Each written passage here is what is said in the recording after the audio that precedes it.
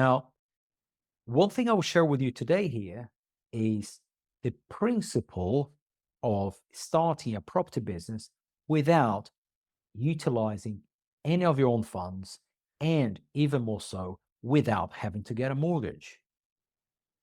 Now, you might be asking yourself, but how come? How would you do that? But I'll share with you that there's a way to do it.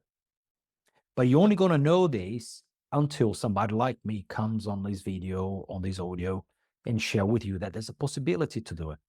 Because if you have not heard this possibility before, you would not have known this possibility exists.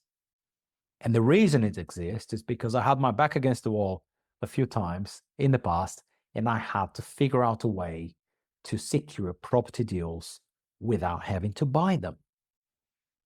They started to happen many, many years ago. And that's what I'll share with you here today.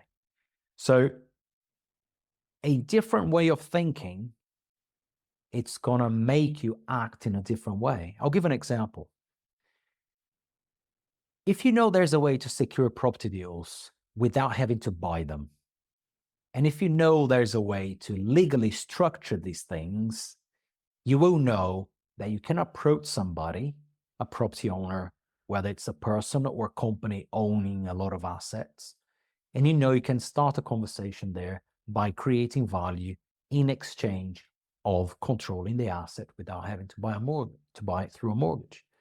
Now, that's a different way of thinking for most people, because just like me growing up, what I learned was you need to work hard, save as much as you can, and then you first buy your own home on a mortgage, which is not an investment, but a liability. And then you save some more and you go and you buy rental properties. But you need to save, you need to use your own money to go and buy it.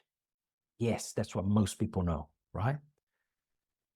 But that's not the best way to do it, because there's another way to control properties where you can still get the cash flow from the rental, and you can still control the property for the equity gain of the property before you even have to buy it.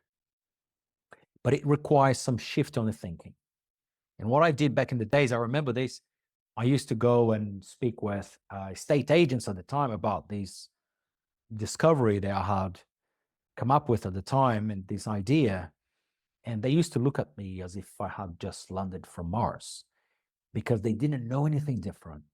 And I was trying to explain to them how we could create value for one another, for me, for them, for the owners of the properties. And they couldn't grasp it because they didn't have to, or because they were not open to new ideas.